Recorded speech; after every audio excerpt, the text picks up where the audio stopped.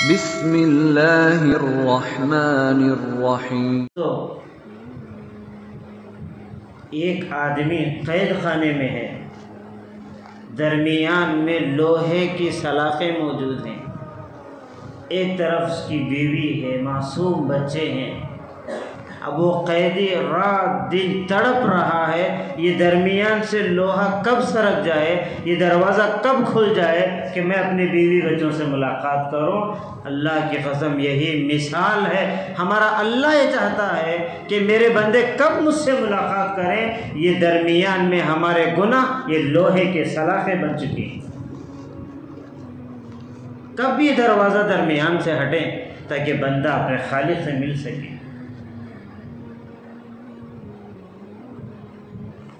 میں اس سے پہلے بھی یہ بات بتایا تھا کہ ایک بندہ عبادت کرتا ہے، گناہ سے نہیں بچتا، ایک بندہ عبادت کم کرتا ہے، گناہ سے بچتا ہے، اللہ کو یہ بندہ بہت محبوب ہے۔ گناہ سے بچنے میں بڑی طاقت کی ضرورت ہے، اور گناہ سے جو بندہ بچتا ہے اللہ اسے اپنا قرب دیتے ہیں، اپنا تعلق دیتے ہیں۔ حضرت ابو الحسن خرقانی رحمۃ اللہ علیہ بڑے زمانے کے اہل اللہ اہل دل گزرے ہیں۔ انہوں نے کہا، لوگوں کیا تمہاری یہ تمنا ہے کہ تم اپنی زندگی کا کوئی تو دن ایسا چاہتے ہو کہ وہ دن تم اللہ کے محبوب کی صحبت میں گزارو؟ کس کا دل نہیں چاہتا ہے؟ پوچھا حضرت سے کہ وہ کیسے؟ تو ابو الحسن خرقانی رحمۃ اللہ علیہ کہنے لگے کہ جس دن ہمارے سے ایک گناہ بھی نہ ہو، ایک گناہ بھی نہ ہو، سمجھ جاؤ ہم نے وہ دن اللہ کے محبوب کے صحبت میں گزارا ہے۔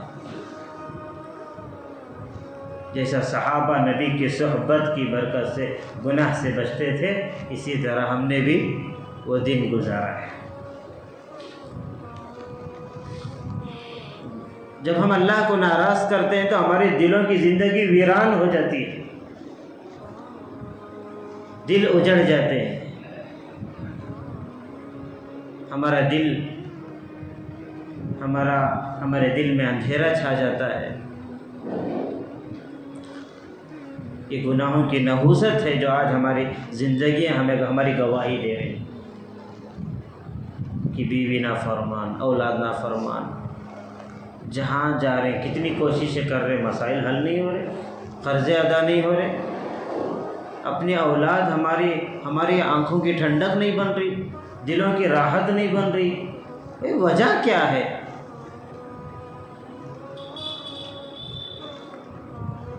اللہ کی مار، اللہ کی لاٹھی کی جو آواز ہے وہ بے آواز ہے، وہ آواز نہیں سنائی دیتی، لیکن زندگی ایسی بن جاتی ہے آدمی نرم بستر پہ سوتا ہے لیکن محسوس یہ ہوتا ہے کہ میں نے کانٹوں پہ سویا۔ ہر راحت کی چیز اللہ اس کے لیے عذاب کی چیز بنا دیتے ہیں۔ قرآن میں اللہ نے کہا، وَمِنْ آيَاتِهِ أَنْ خَلَقَ لَكُم مِّنْ أَنفُسِكُمْ أَزْوَاجًا لِتَسْكُنُوا إِلَيْهَا۔ ہم نے تمہیں بیوی اس لیے دی تاکہ تمہیں سکون ملے۔ آج 99% مردوں کے لیے بیویاں عذاب کا ذریعہ بن چکی ہیں۔ کیوں؟ کہ اللہ ناراض ہو چکا ہے۔ اولاد آنکھوں کی ٹھنڈک کا سرمایہ ہے، 99% اولاد پریشانیوں کا ذریعہ بن چکی ہے۔ لوگ روتے ہیں اپنے اولاد کی وجہ سے۔ کیوں؟ گناہوں کی دیوار ہم نے کھڑی کر دی ہے۔ یہ اللہ کا عذاب ہے۔ پہلے عذابات قوموں پہ آتے تھے، آسمانوں سے انگارے برستے تھے، پتھروں کی بارش ہوا کرتی تھی، لیکن اللہ کے محبوب نے دعا کی کہ میرے اللہ میری امت پر کبھی عمومی عذاب نہ آئے۔ تو ہماری انفرادی زندگیاں ایسے اجڑ گئے کہ ہم اندر ہی اندر گھٹ رہے ہیں، رو رہے ہیں، لیکن بس معاشرے میں جینا بھی ضروری ہے، بس جھوٹا ہم مسکرا دیتے، ورنہ ہماری زندگیاں قبرستان بن چکی۔ کوئی راحت کی چیز ہمارے لیے راحت نہیں پہنچائے۔ دل گلستان تھا، تو ہر شے سے ٹپکتی تھی بہار، جب دل ہی بیاباں ہو گیا تو عالم بیاباں ہو گیا۔ شاید اس اشعار کو آپ نہ سمجھیں، لیکن حقیقت بڑی عجیب ہے۔ چند دن کی زندگی عزیز دوستو، پتھر کی لکیر کی طرح یہ بات دل کی تختی پہ نکلے، ہمت کر کے یہ عزم کر لیں کہ میرے اللہ آج کے بعد میں تجھے ناراض نہیں کرتا۔ آپ ہمت کر کے قدم اٹھائیں، اللہ کی مدد بھی شامل حال ہو جائے۔ جنازہ اٹھے گا تو زمانہ یوں کہے گا کہ زمانے کے اہل اللہ کا جنازہ اٹھ رہا ہے، زمانے کے نیک بندے کا جنازہ اٹھ رہا ہے۔ ایک عزم ہو۔ کیوں ہم گندی دنیا میں تیر رہے ہیں، چھلانگیں لگا رہے ہیں؟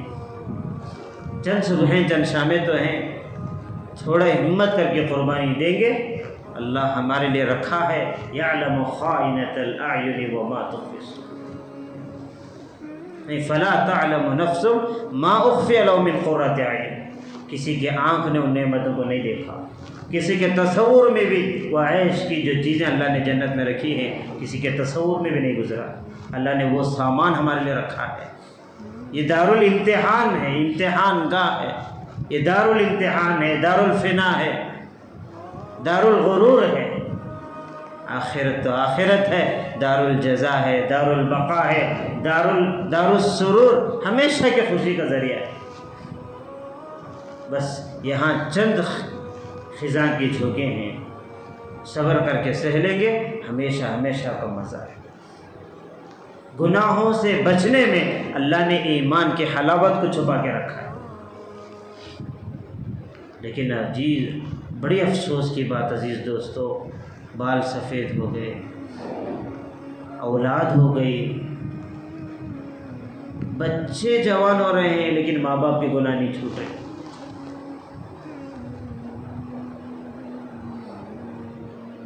ان گناہوں نے ہمیں کہاں تک چھوڑ دیا ہے۔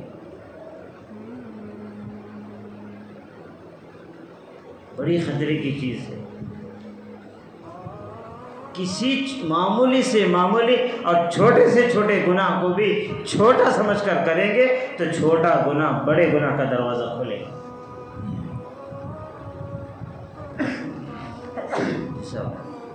بارہ بات کرتے کہ چھوٹی نیکی بڑی نیکی کو کھینچتی ہے، چھوٹا گناہ بڑے گناہوں کا دروازہ کھولتا ہے۔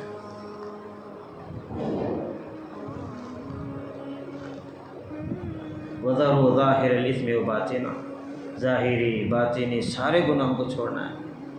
اپنا ظاہر بھی ایسا بنائیں کہ ظاہر کو بھی اللہ تعالیٰ ظاہر کو دیکھ کر اللہ ہمیں معاف کر دے۔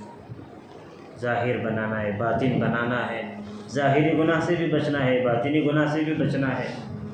اپنے آپ کو بنانے کا یہ وقت ہے عزیز دوستو۔ یہاں بنائیں گے تو قبر میں چلیں گے، یہاں نہیں بنیں گے تو قبر میں نہیں چلیں گے۔ جیسا ماں کا پیٹ بچے کی بننے کی جگہ ہے، صحیح سالم بن کے دنیا میں آئیں گے، دنیا میں چلیں گے، ورنہ ڈاکٹر کہہ دیں گے بھائی جہاں بننا تھا بن نہ سکے، اب یہاں نہیں چلیں گے۔ تو یہاں روحانیت کے اعتبار سے، ایمانی اعتبار سے، اعمالی اعتبار سے یہاں بنانا ہے، یہ بننے کی جگہ ہے۔ یہاں اگر نہیں بنائیں گے اپنے آپ کو تو قبر جو آخرت کی منزلوں میں سب سے پہلی منزل ہے، وہی کہہ دیا جائے گا جہاں بننا تھا بن نہ سکے، اب یہاں نہیں چل سکتے۔ اس وقت کا افسوس، اس وقت کا رونا کچھ کام نہیں آتا۔ کتنے سالوں سے ہم سن رہے ہیں، لیکن عزیز دوستو وہ دن کب آئے کہ جو ہماری زندگی بدل جائے؟ کب کس وقت بلاوا آئے گا یہ اللہ ہی بہتر جانتا ہے۔ واحد سواری ہے موت کی، واحد سواری، یہ نہیں دیکھتی کہ مسافر تیار ہے یا نہیں ہے۔ دنیا کی سواریاں اگر تیار ہیں تو آتے ہیں تو آ جائیں، نہیں آتے تو رک جائیں، لیکن موت کی جو سواری ہے، اینما تکونوا یدرککم الموت ولو کنتم فی بروج مشیدہ، ہے کوئی طاقت؟ لوہے کا قلعہ، لوہے کی دیواریں، لوہے بنا لیں، اپنے آپ کو بچا کر تو دکھا دیں۔ آج تک کوئی بچ نہ سکا تو ہم کیا بچیں گے؟